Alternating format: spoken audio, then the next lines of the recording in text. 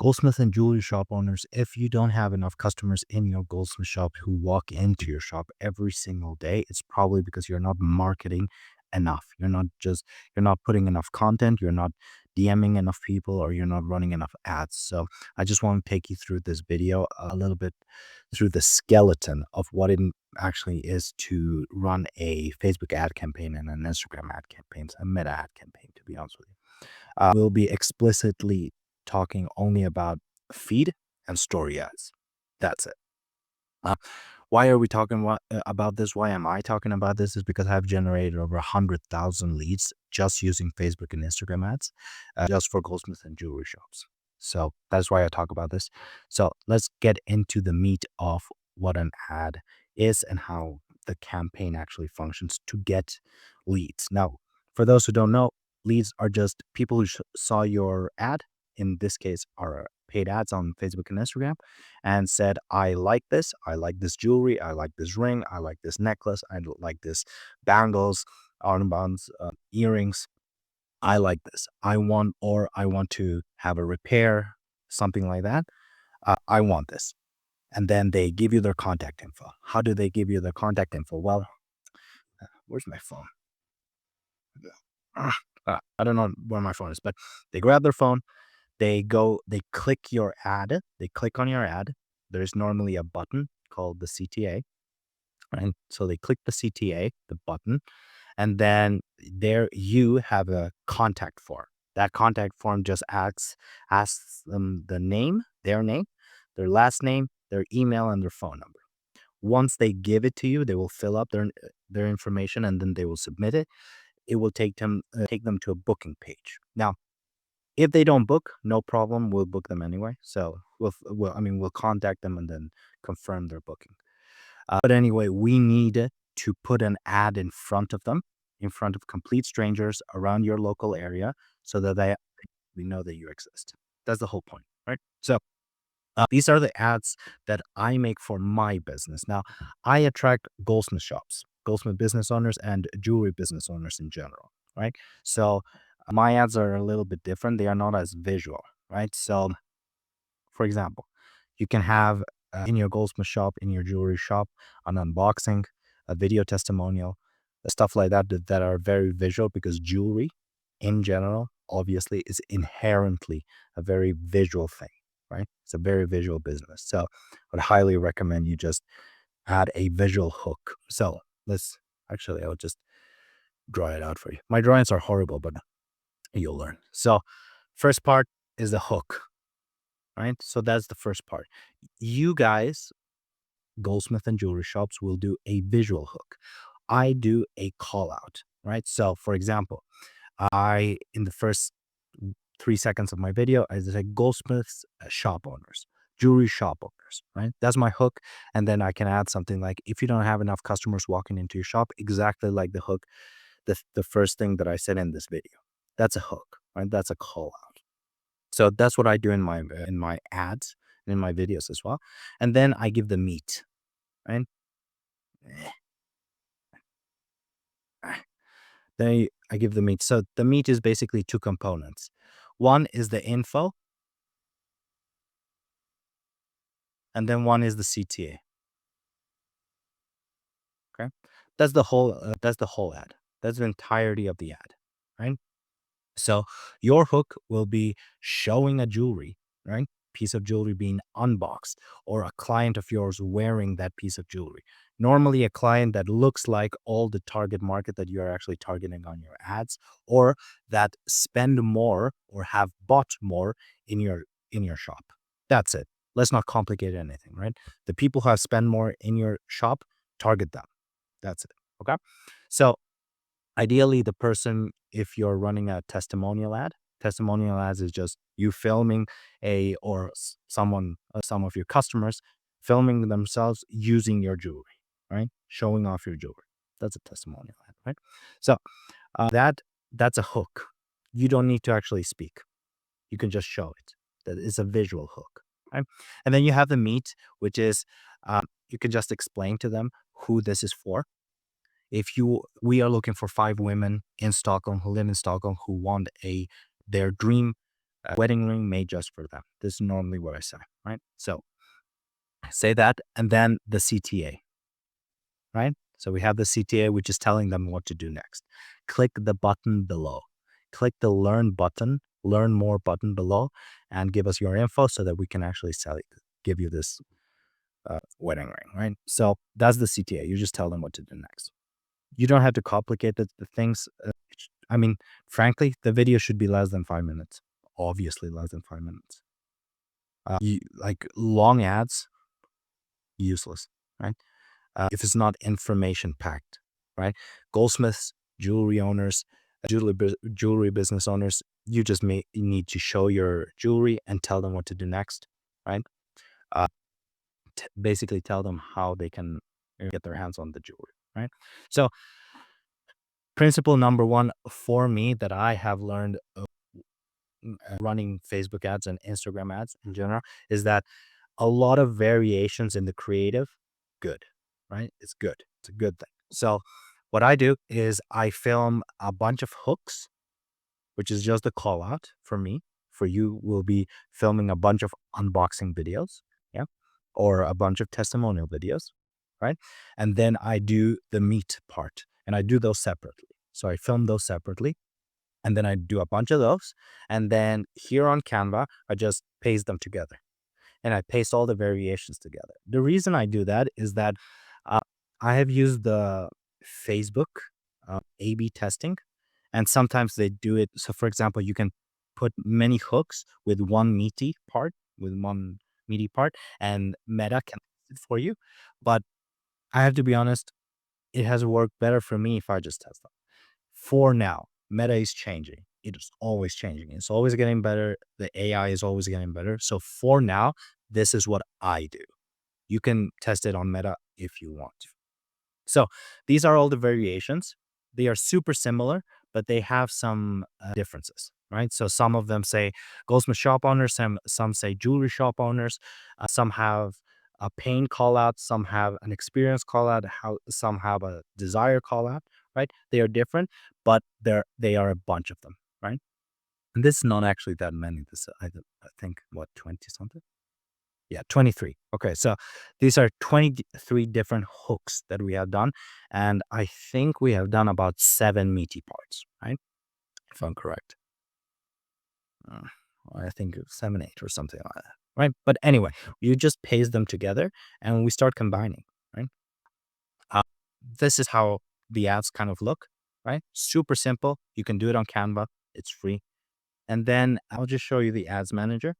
So this, we haven't done anything obviously here, right? This is a completely new campaign, but I just wanted to tell you what we are going to do. Actually, I will just show you what we're going to do. So all of these will be under one campaign, right? We're not going to create a bunch of different campaigns. What we are going to do is create a bunch of different ads. So what we're going to do here is just go quick duplicate,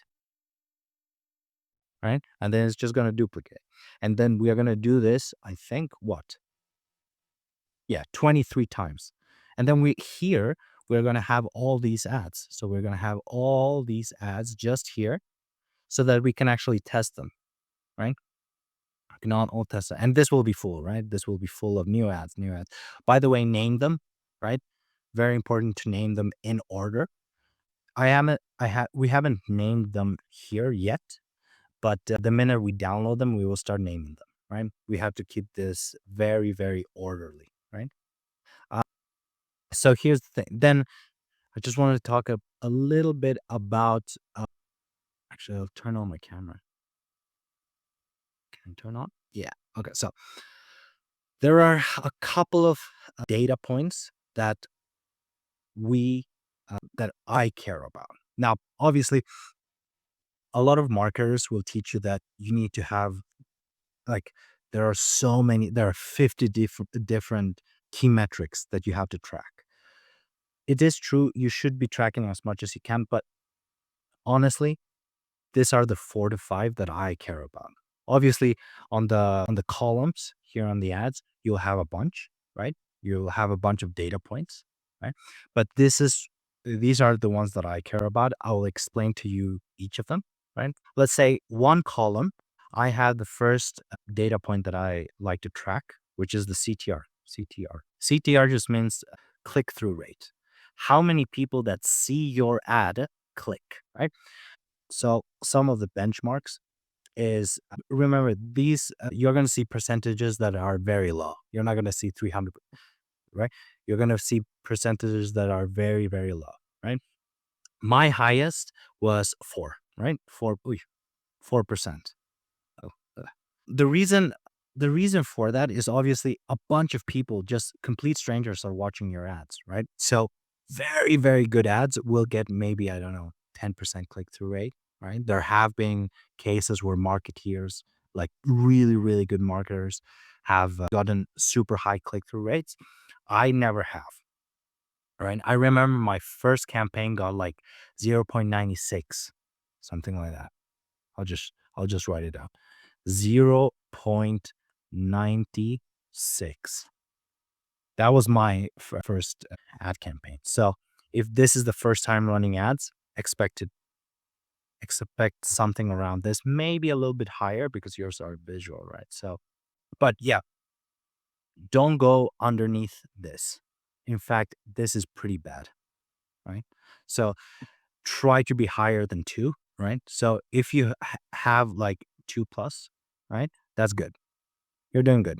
Just keep uh, duplicating the winners, right? Click through rate is the first part of the stats that I track, right? Because obviously it's the first thing that I have to measure. Because if no one is clicking through, I don't have customers, right? The ad's not working. So click through rate, number 1. Second, let's say the second column, right? Obviously you have the results, right? And also like leads, right? Results. Okay. So you'll have the results, which are the amount of leads that you actually get from each ad, right? You'll have the campaigns as well, right? So you'll have that, and you will see 20 leads, and then 40 leads, and then maybe 16 leads, and then you will maybe find 5 leads. I'm just going to show you how it's going to look in the dashboard so that you understand it, right? So when you see this, you kind of understand what's going on, right? So we have the CTR, right? And then we have the cost of getting the result, right? Cost per lead. You also have the CPM, which is cost per mille, is like 1,000, cost per 1,000 eyeballs, cost per 1,000 impressions, click through rate, cost per lead, and then leads. That's actually all I track. Now, obviously, the columns have a bunch of stuff, right?